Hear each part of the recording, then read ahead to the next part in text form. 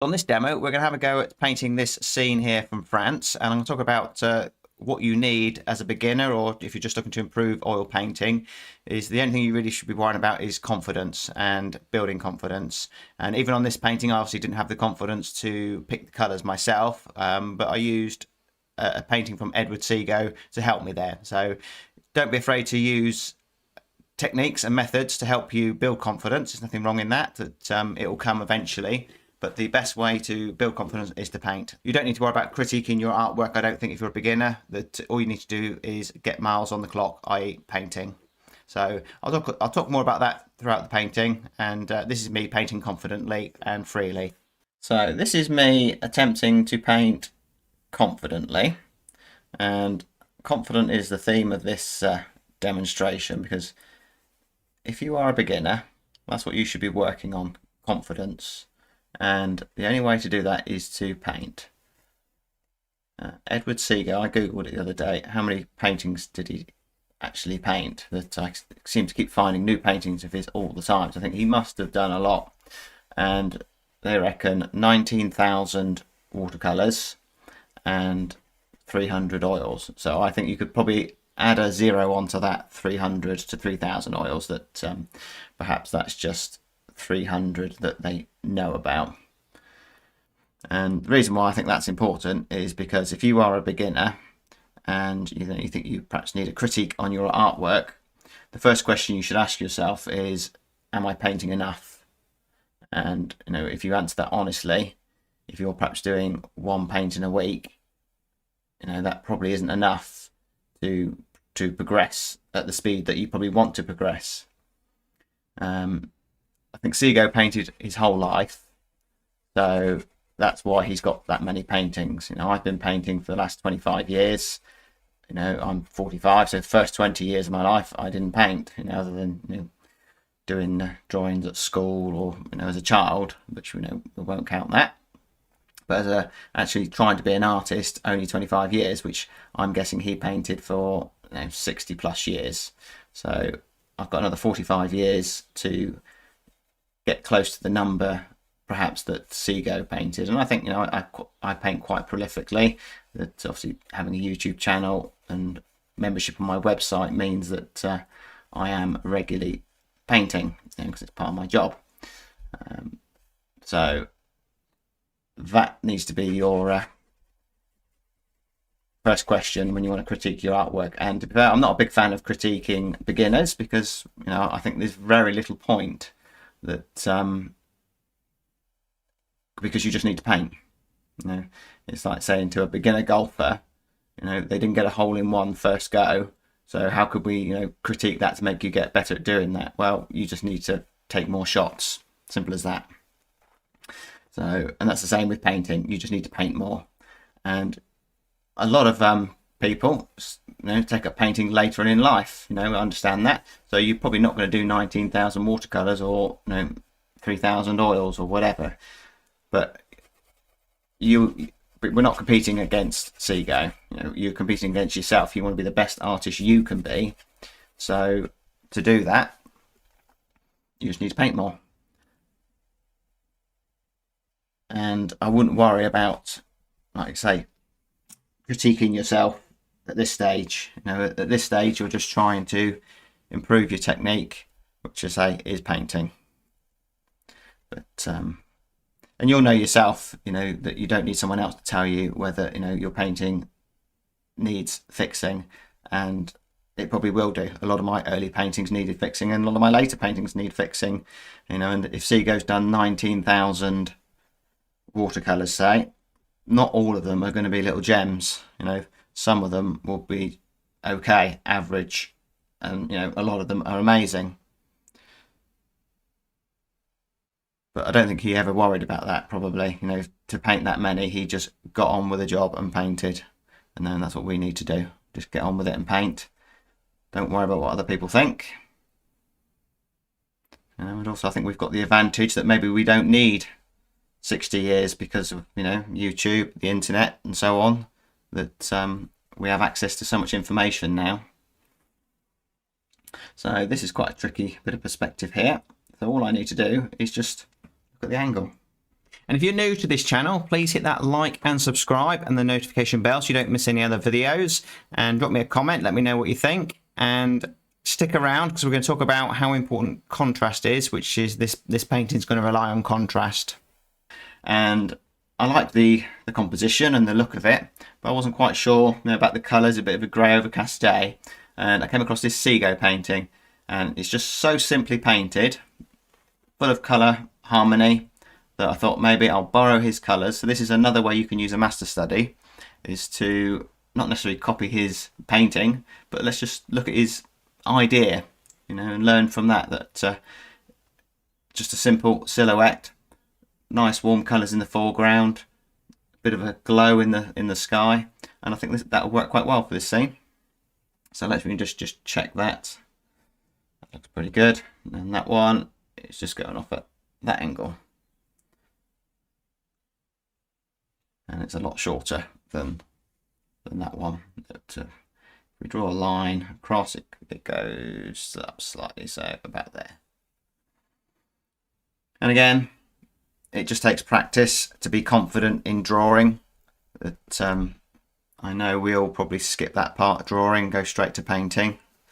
I'm guilty of that, but I have revisited it, and it's important that you do it, because to improve your painting, you need to improve your drawing. But there is just no substitute for just actually doing the job painting. And it really honestly does not matter if it's not a success. On to the next one. Just keep going, keep plugging away at it, and let it grow naturally. Just because if someone critiques your artwork and says, oh, you got the perspective wrong, or you did this wrong, and so on, that will not make you a better artist. If you're a beginner, it probably will knock your confidence, which is what we're trying to build, confidence. So I say this is me painting confidently, because I don't normally do demos like this, because I don't think it would help you a great deal. As in, it'd be very difficult to follow painting this way, because I am painting very instinctively and using my learnt knowledge of drawing to be able to put these shapes in the right place, or in the right place, I think. They may not be. To build this painting up. And it's actually very difficult to do this, but with experience it becomes a lot easier.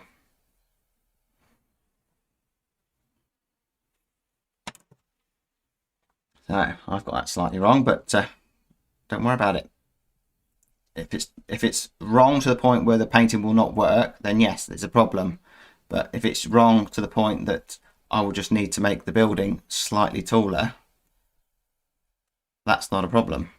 Because unless you're looking at this photo, actually it may not be as wrong as I think, because there's a grass area there. And I'll say it's quite tricky to talk and paint at the same time.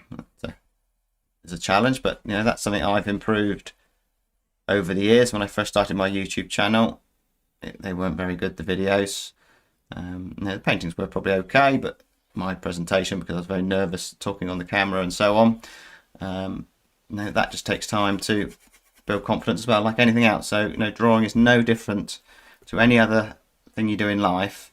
It just requires confidence, and if you're a beginner, that's the only thing you should be working on, really. Building your confidence, obviously, your core skills, really, but that is building confidence by just practicing. And if you follow the videos that I put onto the website and so on, most of them are hopefully fairly easy for you to follow. And then that's what you should be aiming for. Get to the point where you are confident in painting, that you can just approach a painting in several different ways. There's more than one way to do a painting. This is a different way, that by basically building the shapes, putting them in the right place without a drawing. That quite often I might start with a drawing, and even fairly recently I've started to do a bit of tracing, because I provide a traceable for the website members, because some people like to trace, which is fine. But I find myself perhaps relying on the trace too much, so maybe it's a good idea just to go back to just doing it freehand and build on those skills.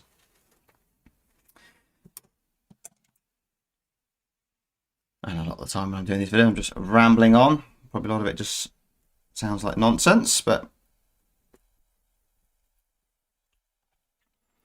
greens, tricky, but if you just hold that brush up to your reference picture, you can get it pretty close. Squint, close one eye maybe.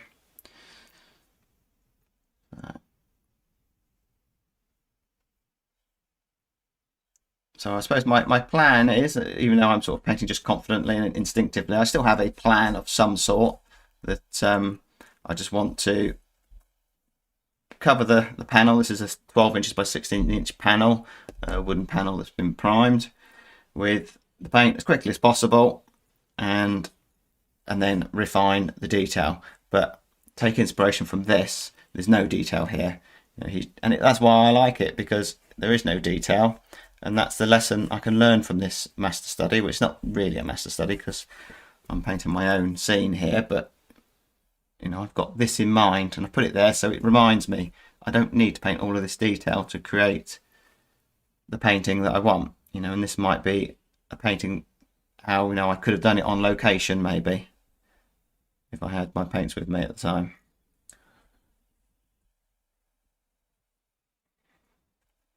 It's about capturing the light.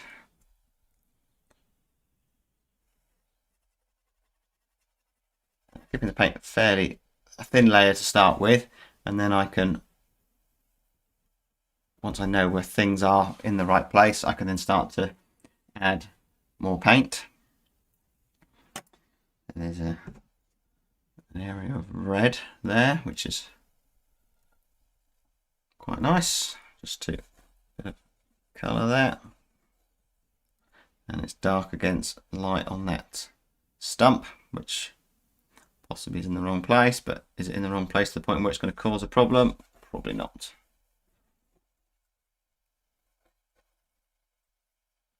But I think for beginners, I was guilty of it as well. We probably worry about the end result more than we should. It's getting some miles on the clock painting.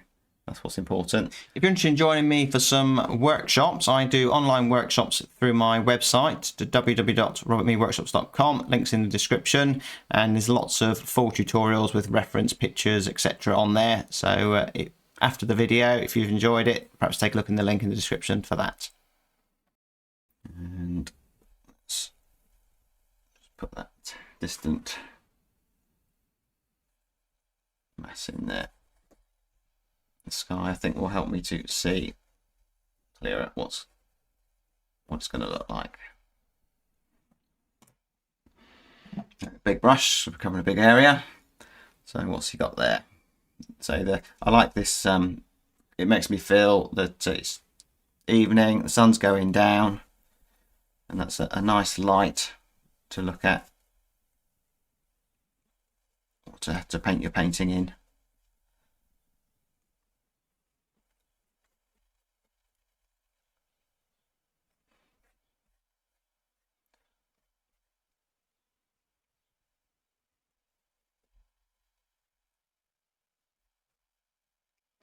So I can use the sky now to cut around, make sure I'm looking at the right reference picture here, to cut around.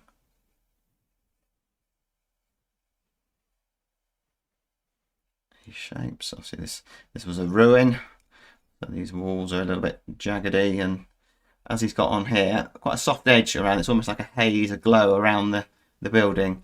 So that would have been achieved by painting wet into wet. That's why these master studies are so valuable, because you can see how they were achieved, these effects.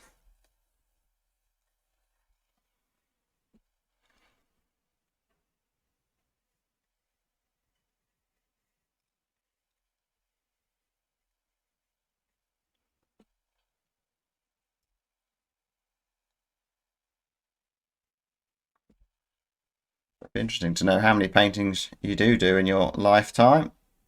Obviously it'd be impossible probably to know unless you actually really made a count of it. I suppose they've got that figure from Seago because they know what they've got in the museums and private collections and so on. I suspect John Singer Sargent is another one who has very prolific. There's quite a few paintings about. You know how many got thrown away, destroyed, lost, and so on. I've certainly painted over quite a few paintings over the years.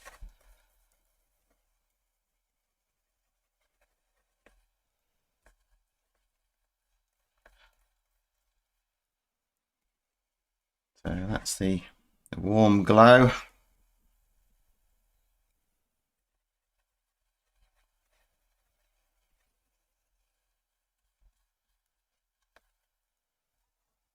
Not quite the same colours the Seago's got there, but see, doesn't have to be the same.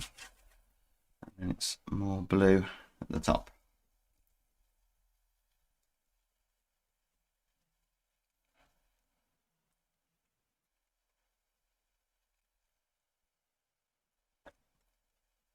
Quite a lot of yellow in there. It's not quite green, but the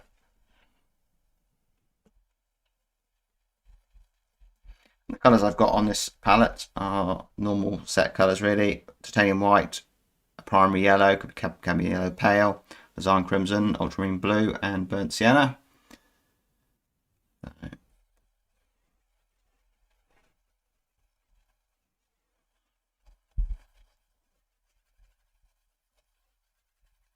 Bit of blending maybe, that softness.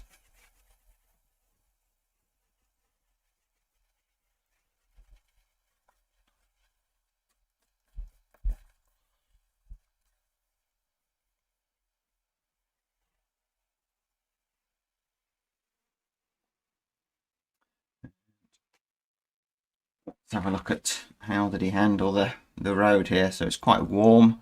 Maybe a bit of burnt sienna into there. Obviously the road receives a lot of light because it's perpendicular to the sky. That's why that's lighter than the building that's vertical. So quite a lot of light there. We've got a shadow coming across here, so take that into account. And that, obviously there's grass area in there as well, which I've just forgotten. That comes down there and curves, which then leads us into the painting nicely.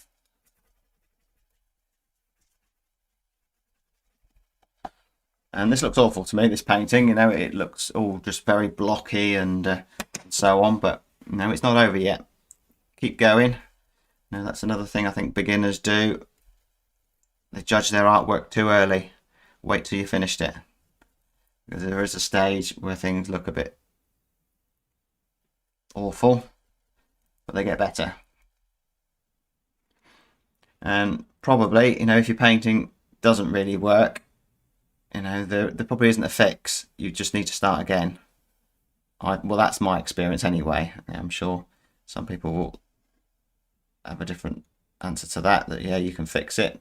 I suppose with oils you can just paint over it and fix it. But I've found it's better just start again for me.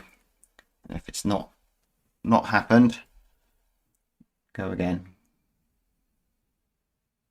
But to be fair, quite often now, if something doesn't really work, I just move on to the next scene.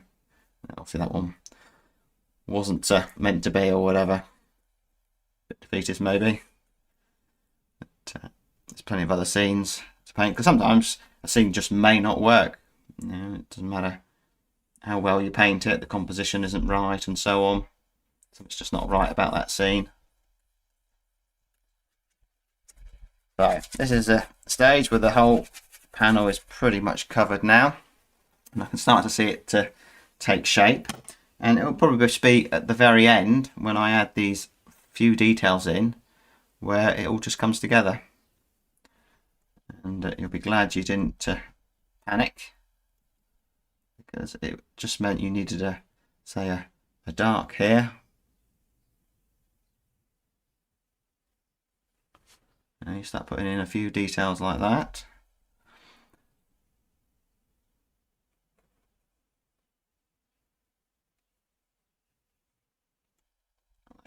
Keep in mind, you know, there's no details there. It's all painted as a flat shape.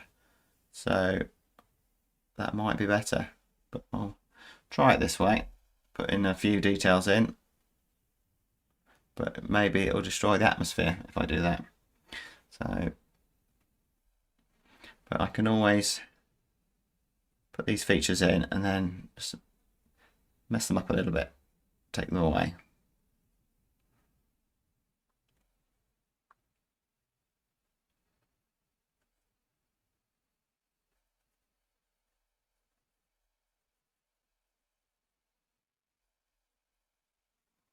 So it's a bit early yet for probably putting in detail, so let's just keep blocking in.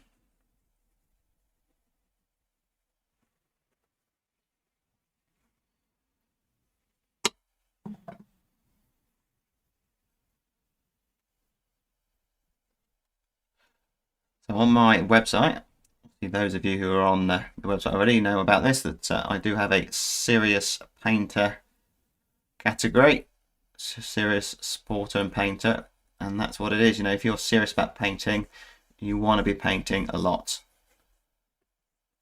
And let's say it doesn't matter what time you started in life. If you know, I know people who've started painting in their 80s, and that's fine. You will reach the level that you will reach. You know, we're not comparing it to anybody else. Putting in a bit of detail, which maybe I don't need, but I can always take it away. It's just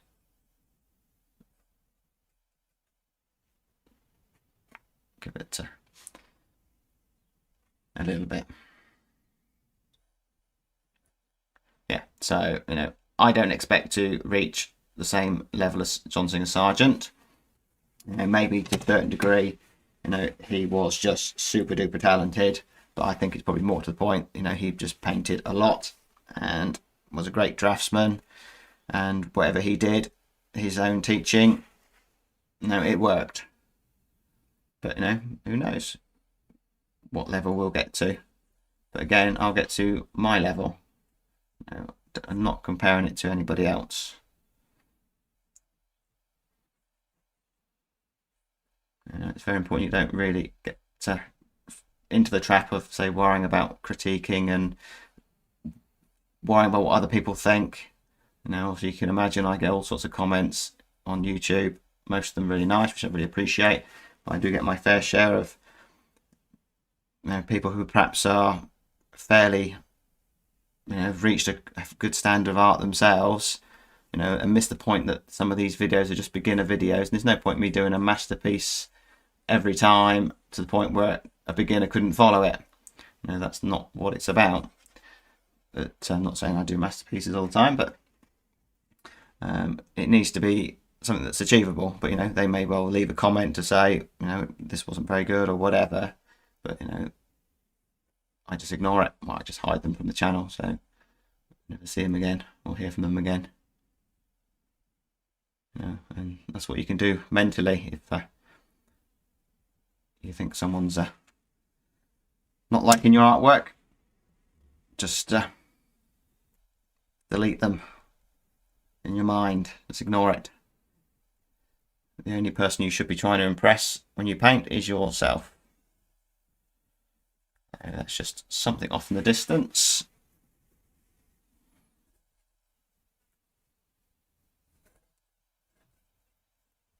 And as I've learned with painting watercolours, things off in the distance, you know, are best painted simply. And, you know, where have I probably learnt that? Probably from looking at Sego's work. You know, I owe Sego a lot from the point of view of learning to paint. You know, I'm self-taught, but, you know, doing all these master studies over the years have really, I think, paid dividends for me, because I can see how he's done it, you know, and I've probably overcomplicated this painting already slightly. And my plan was to just paint this really simply, as he's done here. But it's so easy to fall into that trap detail. And quite often, you know, if I have to you know, critique a beginner's artwork, which, you know, I don't really see the point in it really. If you're just a beginner, you just need to be painting, just keep going. most of the time it's probably because you just overthought it, tried to put in too much detail that wasn't necessary, and it now just looks laboured and overworked because you're looking at the painting trying to fix it all the time. And I still do it now, and I'm sure Seago did, and even Sargent and so on, that they're probably always critical of their own work. It's quite natural, I suppose. This stump just needs to be indicated. This painting is not about this stump, it's about this shape, and it's probably the actual shape more than the detail that appeals to me. So that's all I need to be really worrying about.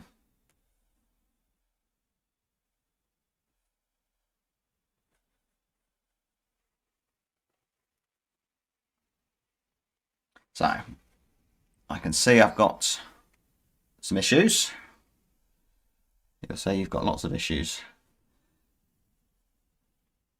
So what's the issue? I can see that needs to be higher up. Let's just fill that in for the moment.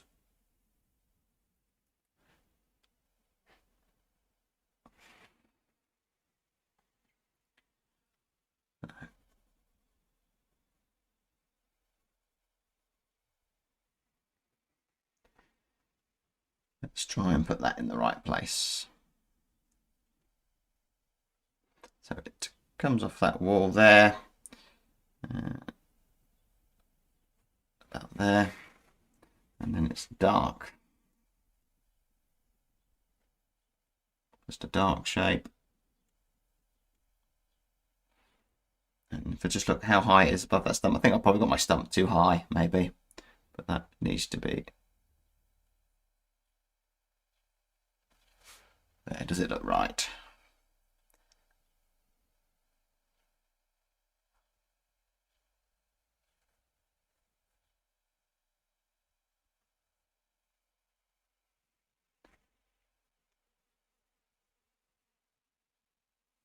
So I can't be bothered to move the stump down. So let's just,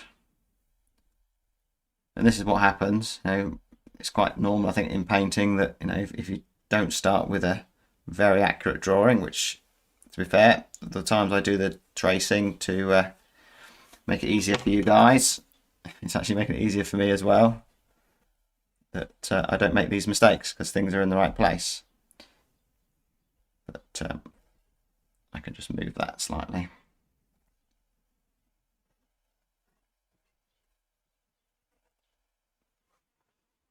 It's fine.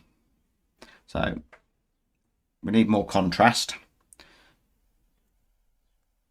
That's again why Seago's painting works really well. We've got quite a strong dark there against the light.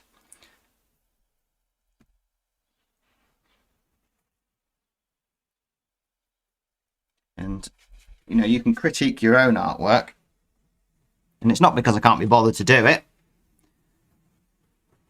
for you, but to be honest, I haven't really got the time, because my videos are going, are aimed at lots of people rather than just one or two individuals.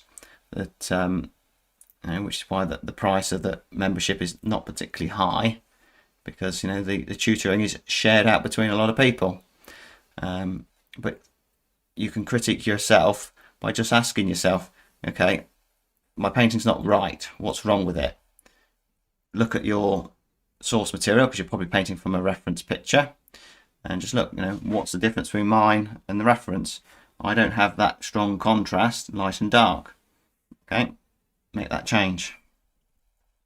There probably will be something that you can look at and say, right, okay, that's what's going on. So by increasing that contrast between those greens, that's given it more depth. Shadow there.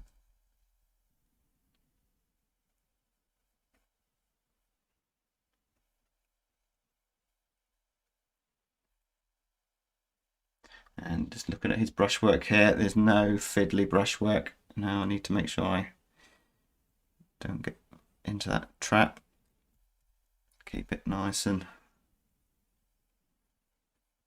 loose, but use big brushes. Using small brushes will just make it all fiddly.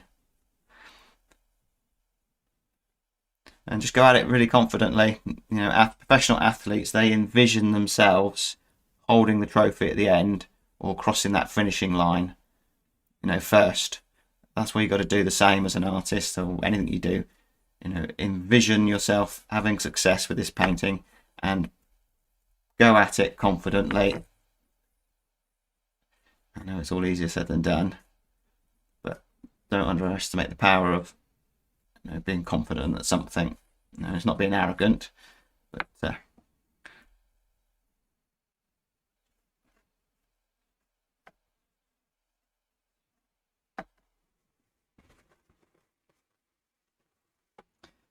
bit of texture in this road, which let's just go for warm colours. I say it's quite purpley here, but you know, I quite like the warm browns and so on. Directional lines there. Sort of had a horse and cart going up here over the years ago. So we've got a nice crisp edge there. Shadow.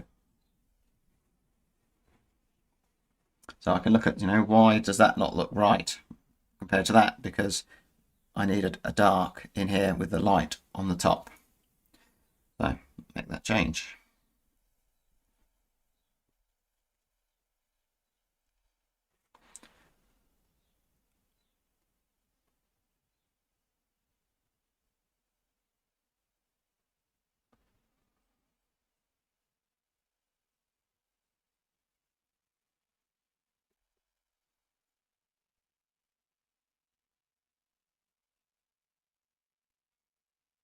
And you'll enjoy painting a lot more if you, like I say, just don't worry so much about the end result and just enjoy painting for the sake of it. Got those trees there. I suppose we could put them in. Have a break from the building. And again, let's just paint them simply.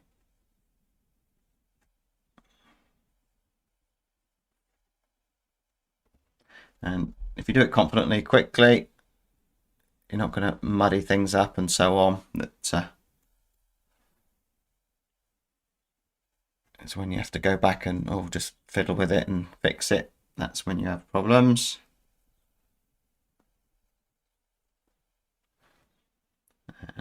Strong dark in there. So there you go, adding contrast. That's going to help the scene.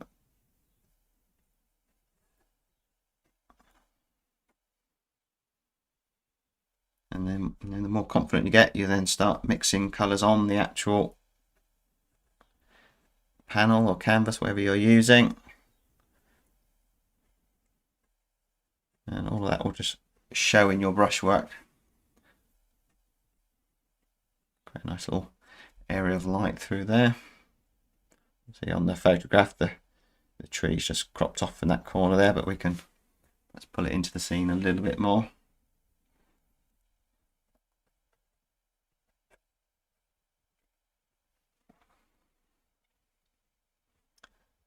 Off in the distance there.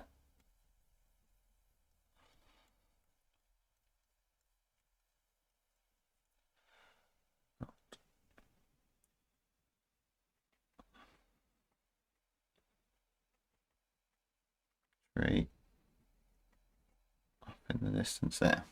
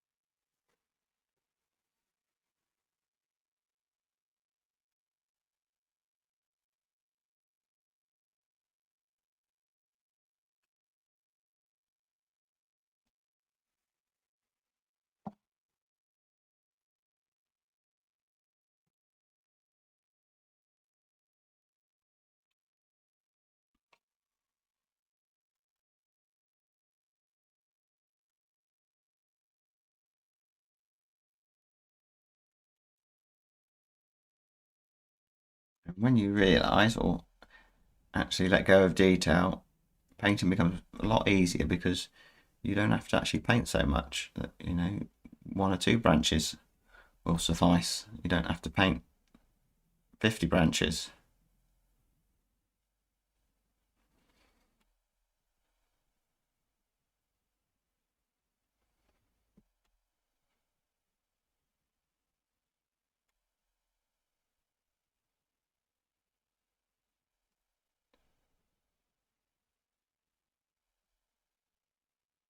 And even leaving out details, leaving things out.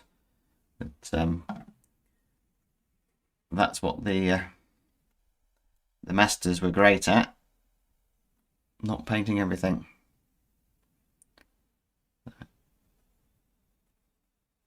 It's a little bit on the dark side. So those windows, I think, no, just make it look amateurish. No, it's not necessary. So let's have a look at doing what Seago has done here. Let's just put it as a flat shape, but put a glow on it.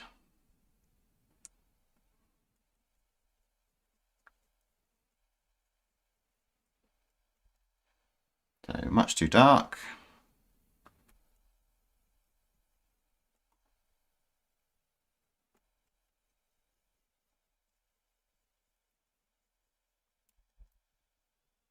Still too dark and too blue.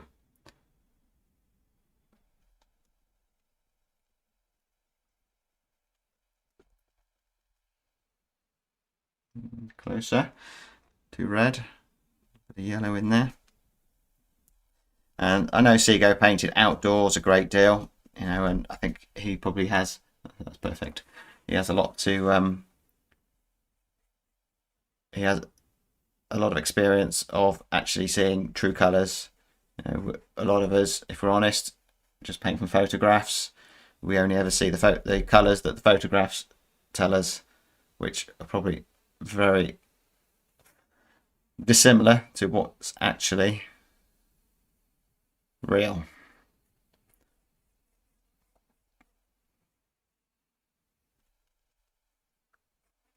So that's why I'm borrowing Seago's colours, because he was obviously a lot more dedicated than I am to being true to his colour. But maybe I can remedy that. So, you know, I can critique myself and say, okay, so why are my paintings, you know, not where I want them to be? It's because my colours aren't real, they're just photograph colours. So how can I remedy that? Go outdoors and paint.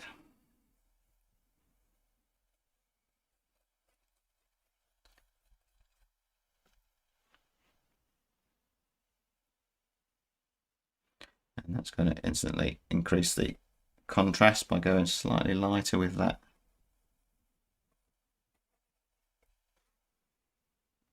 building.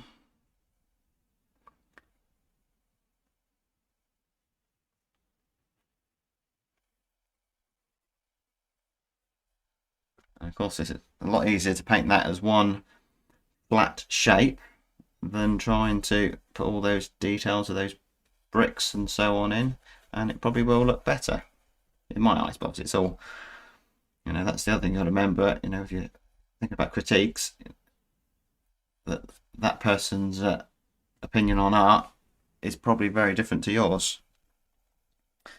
So let's unify the painting. I'll put some of that colour in there and connect some shapes up. So, you know, like I say, this is me painting confidently. You know, I may completely mess this up, but, you know, I'm just painting freely, just trying stuff, give that a go, and so on. There's a shadow. Connect up the scene by putting this colour that I've got here in other places of the painting.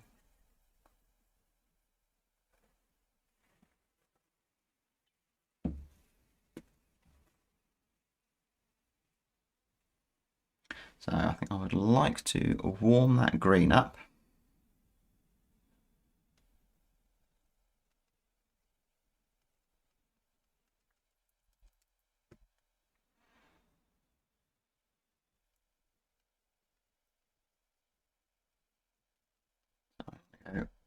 darker in there and actually connect that up, and then use contrast, dark against light, so dark paint against that light on the wall there.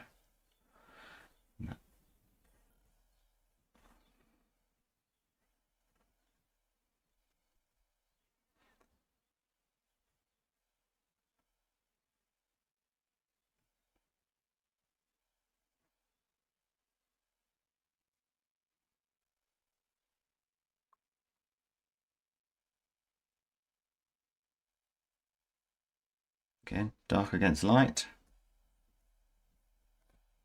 This is all in shadow along there, but maybe soft edge in there.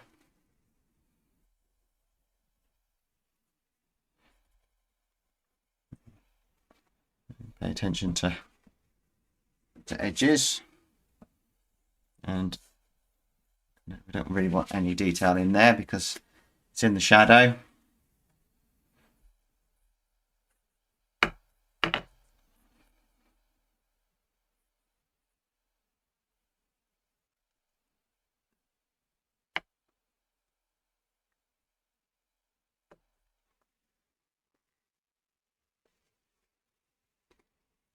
And some warmer, lighter green, running out of space.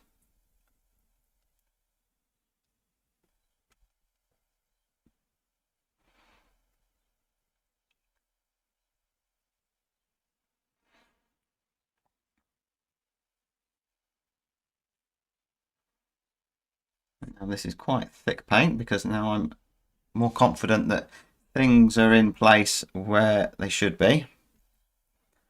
And it looks okay. So now I can lay this paint on nice and thick and try and now create some sunlight. But you need those darks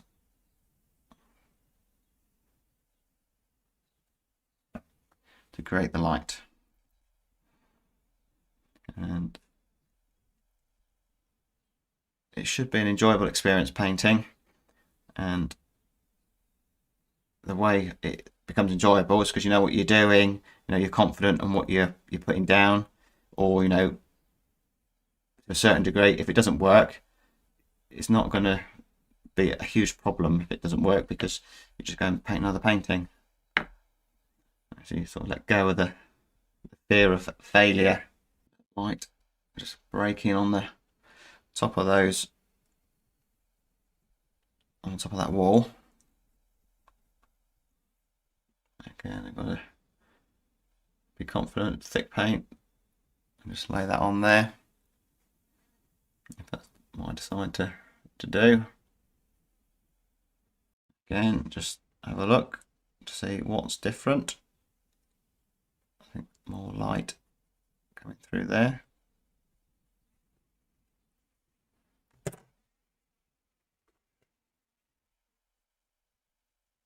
Crisper, sharper edge there.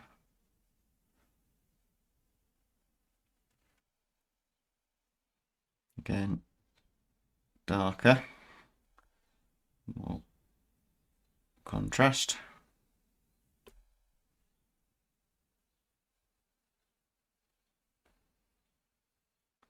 And that line should get thinner as it disappears off. Ask yourself really is, does it need to be lighter, darker, warmer, cooler? Is it in the right place? And ask yourself, would it benefit from more detail, or would it actually have a negative effect?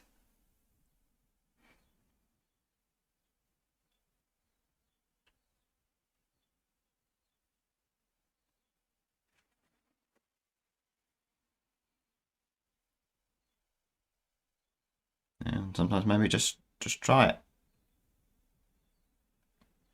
You can always take it away.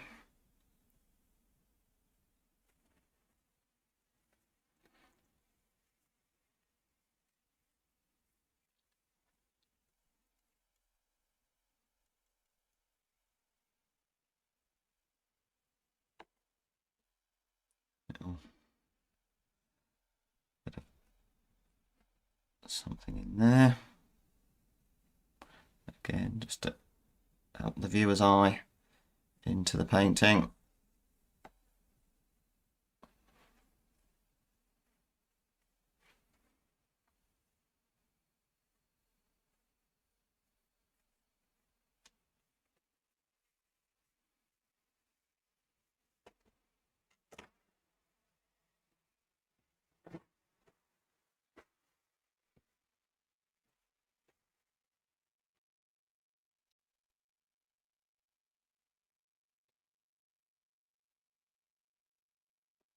And a lot of time it's doing something and then fixing what you just done.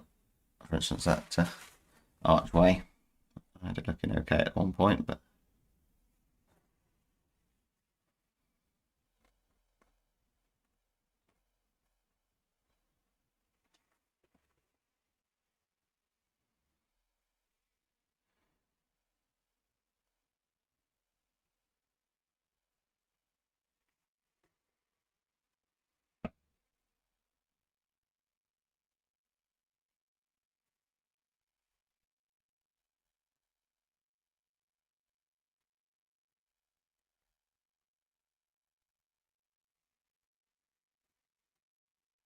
so it's very difficult to let go of detail. That my instincts are I want to put it all back in, but I've just taken it all away, so it looks fine without. Leave it. So let's look at edges. We could do with a soft edge there. So just connect that grass area up to the base of the building.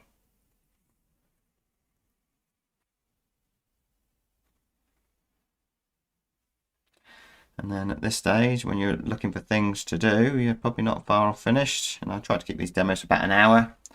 I can see we could do with some darks in there just to make that clearer that it's a stump.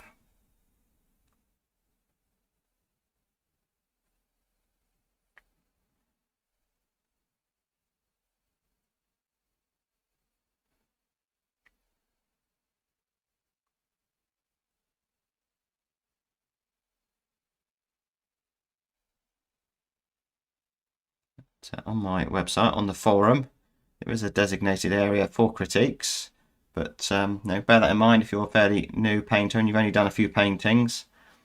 I honestly wouldn't worry about critiquing, but maybe if you're an experienced painter and you're struggling to know where to go, by all means share it on there, and myself and other members on the group may be able to point you in the direction, but who's to say we actually know any better?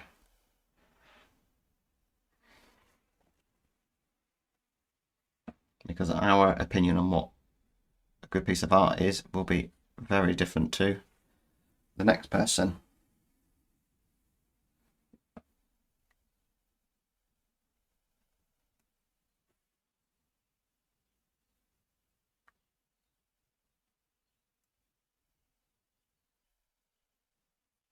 I'm not a huge fan of abstract art, but it doesn't mean I'm right and people who paint abstract art are wrong. A lot of people think painting traditional paintings is a waste of time. It's been done. Why, do something new? But, I like painting things that look like something. But that's just my view. Like I say, it doesn't mean it's right.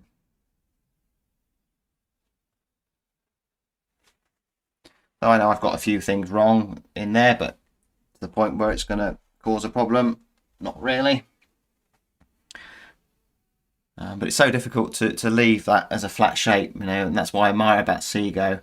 He's left that as a flat shape and it looks great. So why am I worried about mine looking like a flat shape? Maybe I need that fuzzy edge around it.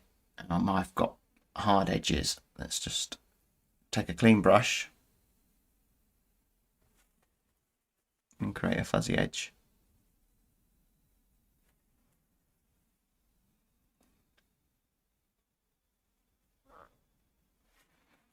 And maybe it will then look more like there's a bit of a glow around the building.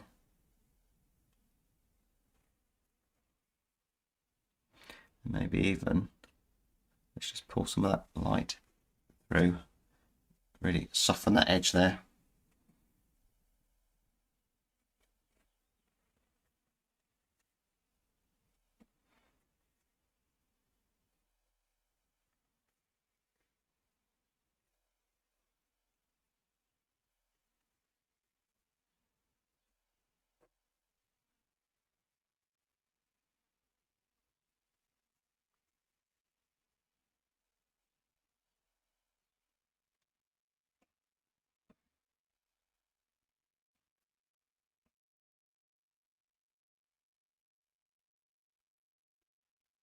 Be careful fiddling. Soon end up making a bit of a mess.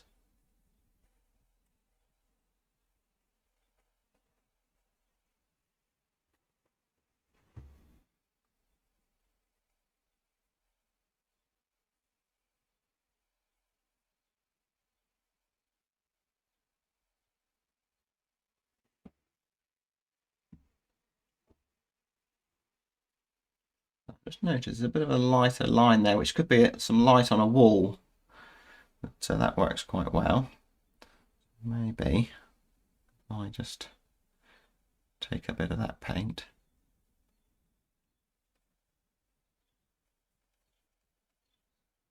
just put a bit of light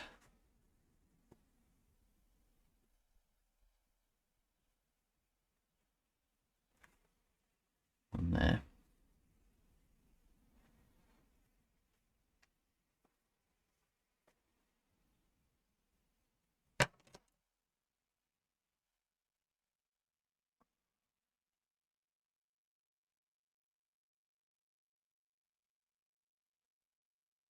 A sharp edge in there.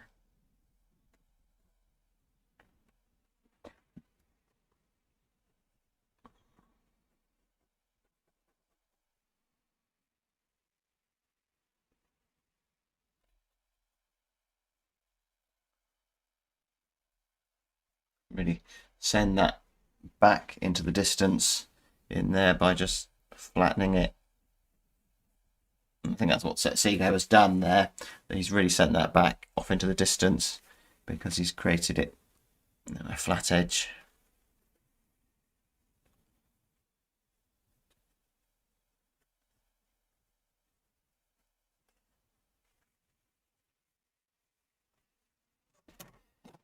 Step back from it.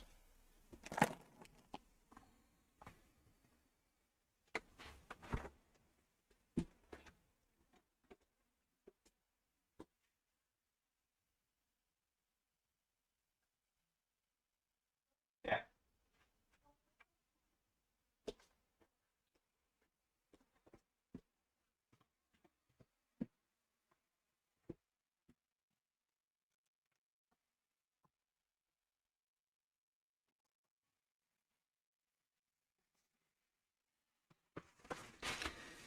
But it is so difficult to finish a painting, and this is, where you overwork it. I'm just thinking, just come up with an idea that a bit of orange maybe would look quite good in places. A bit of light, a glow, and maybe even in the courtyard. There was a courtyard in there. A bit of orange. And I can echo that there on the wall. And a little bit on the path where the sunlight is hitting. And on that stump.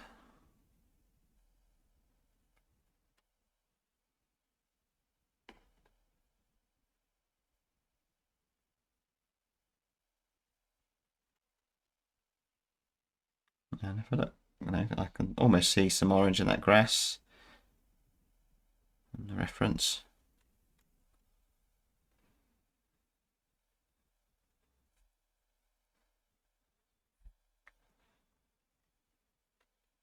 And definitely some warm must be yellow, particularly on that wall.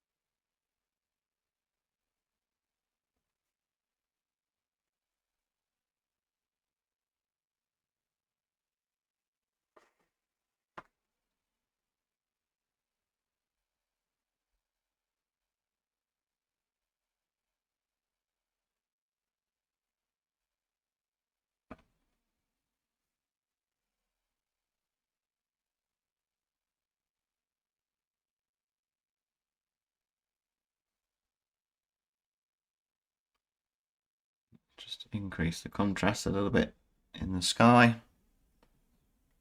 Keep it perhaps warm.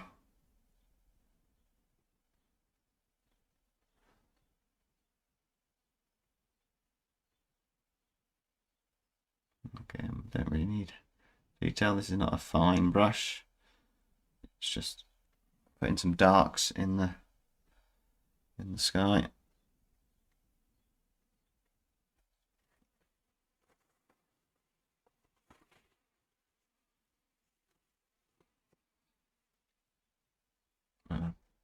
Keep this almost connected to the rooftop. Just paint it all as one shape.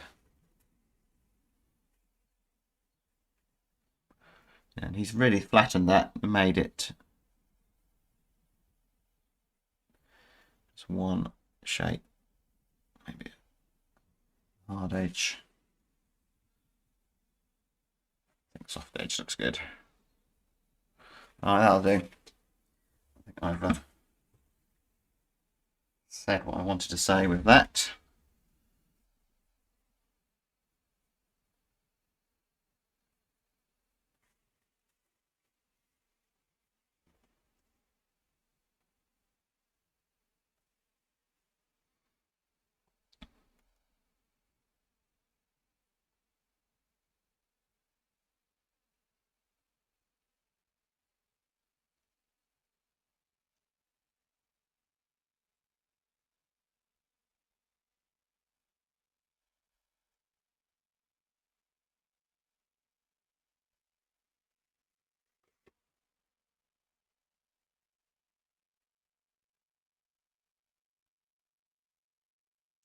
Put in a little bit of detail, but just almost make it so it's just about visible. It's there, but it's not. Maybe that would be acceptable.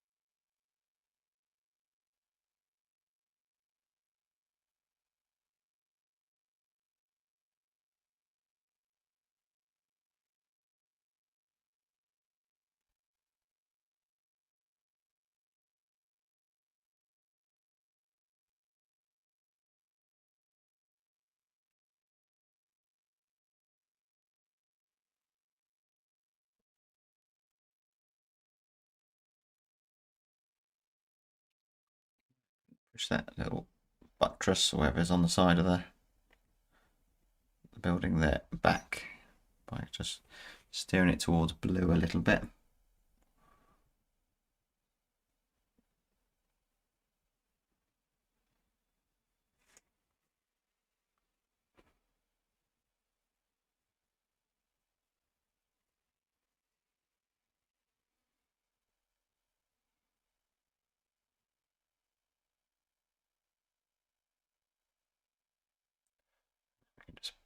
Got some branches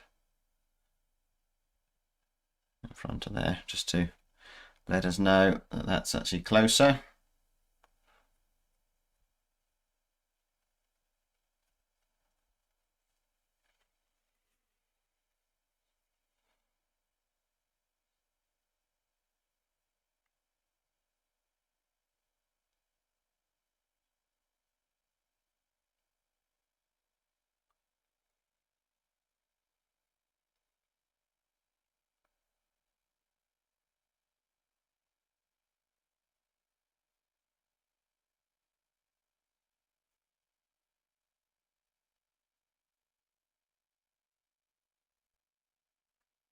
And sometimes it's just these last few finishing touches. I said I'd finished it 5 minutes ago, but I'm still painting. But they can make or break it.